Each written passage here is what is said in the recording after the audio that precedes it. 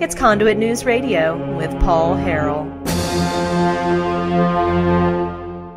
All right, thanks for being with us, folks. It's time now for another impression of the session. Please welcome back. We have State Representative Rick Beck is on the line. Rick, how you doing, sir? I'm doing great. How about yourself, Paul? I'm doing pretty good. Doing pretty good this morning. Now, you're from District 65. Remind everybody, District 65. What is that? That would be Conway County and Perry County. Conway County and Perry County. Well, let's just ask you generally first, State Representative Rick Beck. What was your impression of the session 2019? Well, I think it was a very good session. I think we got a lot of things done. From a conservative standpoint, I tell people that I think that we probably did a little bit better on the social front than we did on the tax front. But with that said, I think the social side's a little bit easier. There's less hard lobbying that goes on there, and those issues are better defined along party lines.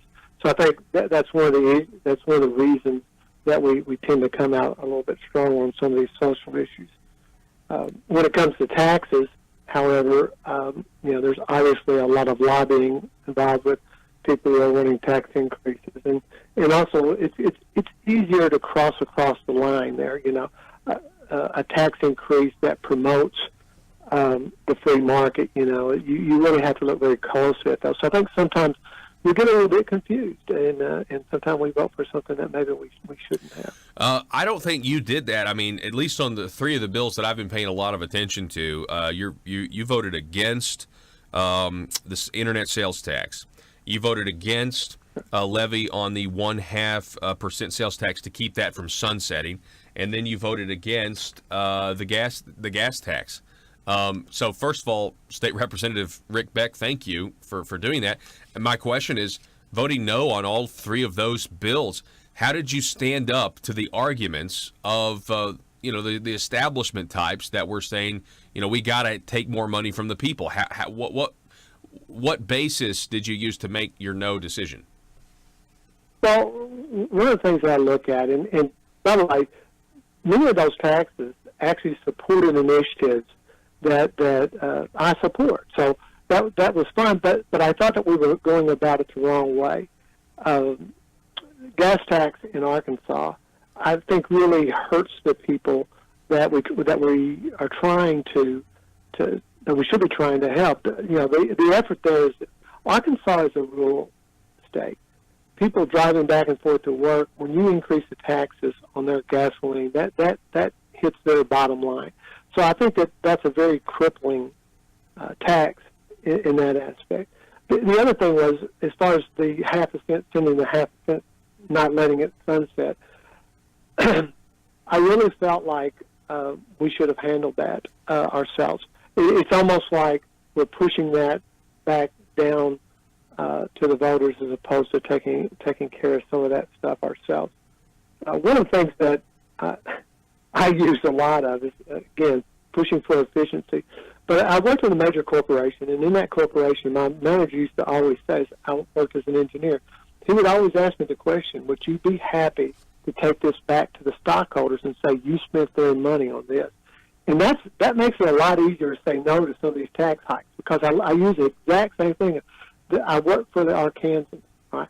Would I be happy to go back and say, I increased your gas taxes about 3 cents a gallon?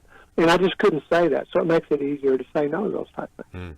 We're talking with State Representative Rick Beck. I agree with your logic. That is a great mentality to have. The idea that this is not government money, this is taxpayer money. That's kind of what I hear you saying. And on this economic front, during this legislative session, we didn't really have a conversation about reducing spending and then using that to offset some of these tax cuts, because the income tax cut, $95 million, bringing from 6.9 to 5.9% over the next couple of years. That's a good thing, but then it seems that they got a lot more back on these other things. Let me ask you this: do you think that the people of Arkansas, State Representative Rick Beck, are paying or will be paying more money to the government after the 92nd General Assembly? Well, yes.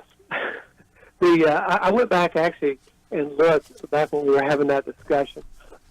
If you look at what we've proposed for a budget, it's at 2.2% increase.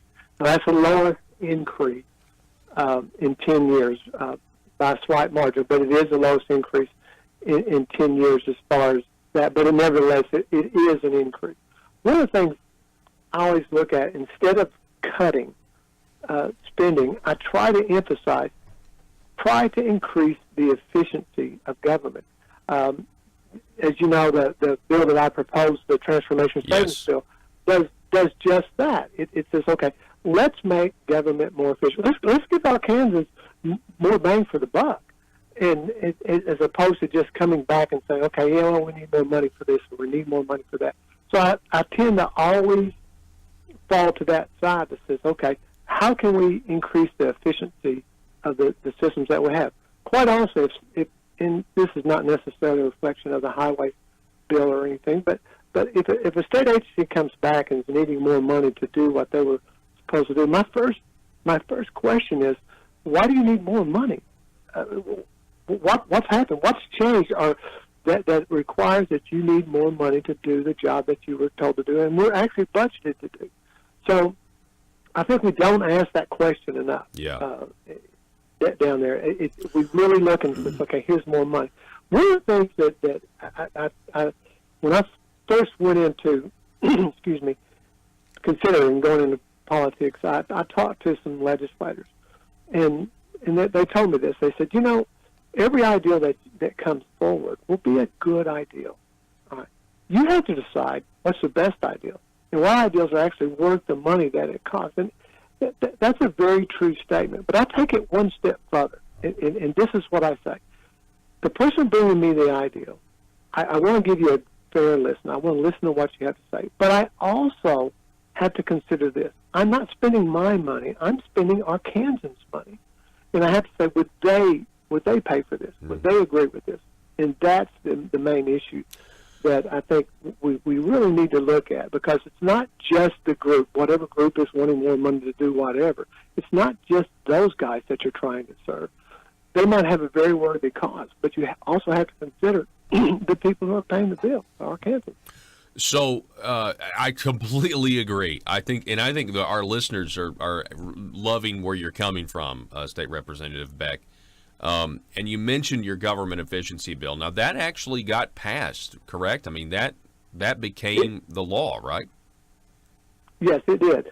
So, and that, just in a brief summary, basically requires that as a result of the transformation bill that the governor was run by the governor, what happens is the 15 new department secretaries will produce a report to the state agencies, both the House and the Senate, as to how 1% cut in their spending could be achieved based upon 2018 expenditures. So that's going to be a very interesting report. By the way, that report is actually due right before we go into fiscal session, or a couple weeks before we go into fiscal session. That's good. The next year. So that'll give us a great tool to work with as far as appropriating funds. So I need to amend my comments then. I mean, so there was at least some discussion of what I would say, reducing spending. I mean, how you would cut 1%. That's positive. So I would amend saying, we're now studying it, which is a good thing, and hopefully with that information, especially when the public gets a look at it, we'll be able to say, wow, cutting 1%, that's not really too much of a difficult thing to do, and look at all the money that we would save. Right, and it's a little bit deceiving just to say 1%, because it's 1% over 2018 expenditures, which is actually a little bit higher than 1%, because you have to understand that we've actually increased the budget since 2018. So there's been some increases in there, so there'll actually be more than that. It'll actually work out to be somewhere very close to $40 million. $40 million. Wow. Yeah, I mean, I think that's... If we do it. Now, one of the things that we need to do, and I'll encourage all your listeners to do this, get a hold of your state representatives and say, hey, we got this now. It'll be our choice as to whether or not we adopt that report or some of that report or all of that report to get these savings. And we'll need to hear, our state legislators will need to hear from their constituents back home to make sure that we do that. Wow. Again, we're talking with State Representative Rick Beck. He is from District 65. And, you mentioned that we were not as strong on some of these economic issues. Like I said, the people are going to be paying more money after the 92nd General Assembly to the government than they were before. You mentioned that we were better on the social issues. Why do you think that is? Can you kind of expand on that a little bit? Why is it easier for us to uphold these social, issues that are in, let's say, the platform of the Republican Party than it is to, say, not raise taxes on the people? Well, and as I mentioned earlier, I think a lot of it is party line. In some of the platforms, the party platforms that come forward. But it's easier, it's better defined. Quite honestly, the lobby is not as against something that would be a social bill, is not as prevalent, I would say, as possibly something that has to do with funding of a tax funding or something like that. Those lobbyists are very organized, whereas some of the other lobbyists are not for the social issues. And I think that's part of it, but then also it is that falling down that party line and almost like a line that people are afraid to cross over. So I hate to say this, but conservatives and Republicans tend to stay in their lane at that point, whereas maybe when it comes to taxes, we're okay with drifting off. And it is easy when you're looking at some of these tax increases because, there's a tax increase to do this or that. It's a good cause and it helps people out. So, that's a great thing. Another issue, and I'm going to jump just a little bit back on this fiscal side of this thing, which is, one of the things that I didn't like that we did is this. We seem to use the word fee and taxes as the same thing sometimes, right? If I'm imposing a fee on you, and you can't get out of that fee, and you can't determine where that fee is the spending is, that's a tax. It's not a fee, and I think that we've done some of that with some of our legislation down there this time, and I think we have to look at that. It's cell phones are a thing that everyone has. Pretty much everyone in the state has to have. So if I put a fee on cell phones per phone or any device that calls 911, that's a tax. I have to have the phone, so I have to pay the fee. I'm sorry. And so, although I did support that initiative, I didn't like it, but it was the only thing that came forward. We need to fund our 911. We've got a lot of gaps there, and I wanted to make sure that we got that taken care of. So I did support that initiative, but I don't like the idea of calling it, we basically did it with quote unquote a fee, which is a whole lot like a tax. Which is a tax, yeah. But, it's. I'm glad that. Hey, I'm glad that. I don't support voting for that, but I am glad that if you're going to vote for it, you're willing to say what it was, which was a tax, not a fee. Well, so it looks, it looks a lot. Now the 911 stuff, it drifted off from that top just a little bit. What I was saying, this goes back to my trying to push efficiency. Some of the things that we did, and one of the things early on with the 911 group that I wanted us to come up with a standardized funding matrix of sort for how these 911 should be funded and funded adequately. The system that we had was not working, and the counties were having to pick up the difference, and that was creating some problems in some of our counties. And I recognized that. But what we needed to do was to first find out how to fund these, not necessarily not how to fund them, but how much funding is required for these to make sure that we're doing this efficiently. Because what I found when I was looking at various parts across the state, the level of funding for these things was all across the board. So what's the right level? I did not know at that point. Now what we've done is we've kind of funded this thing and put a commission together that's going to determine, quote unquote, what the correct funding should be as far as distributing different areas. So hopefully they'll do a good job, but I would have rather had done that first before we. Well, I honestly, I'll add, I think the people of Arkansas would have rather us not had to raise the tax on the cell phones at all, and instead still be able to adequately fund the 911 system, increase the infrastructure by finding the savings somewhere else in government. I think most people kind of know that there's probably a lot of fat, and again, I know you're working on this, trying to get them to. Right. But let's just say that let's say that we made them cut 1%. You say it's $40 million. That would have gone and paid for that, and then you wouldn't have had to raise taxes at all. Right. I like the when we were talking about transformation savings. The actual, we didn't know what the actual number would be. We knew it would be somewhere between $40 and $60 million. And that was because transformation was coming forward. We didn't know how all the mergers were going to happen, what agencies would all be involved and not involved with that. So we didn't have an exact number, but we knew it would be somewhere between $40 and $60 million.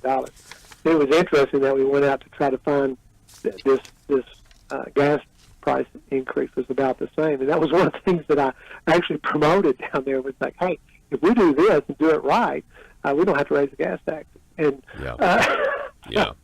But there's arguments on both sides of that. And I understand. I wish, as far as the funding of the highway, I agree 100% with we have to increase the funding to our highways, and let's get our highways up in shape.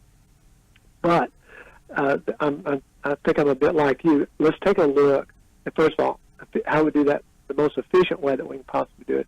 And then let's take a look and see is there somewhere else that we can actually save money, or maybe use some of the surplus that we already had to not penalize those rural Arkansans who are out there working every day and driving back and forth to work. State Representative Rick Beck, I want to thank you for coming on the show, and again, I want to thank you for your your 3 no votes on that gas tax, on the half cent, and on the internet sales tax, because you were part of at least the blockade of trying to stop the majority of where this revenue is going to come from, more revenue from the people to the government.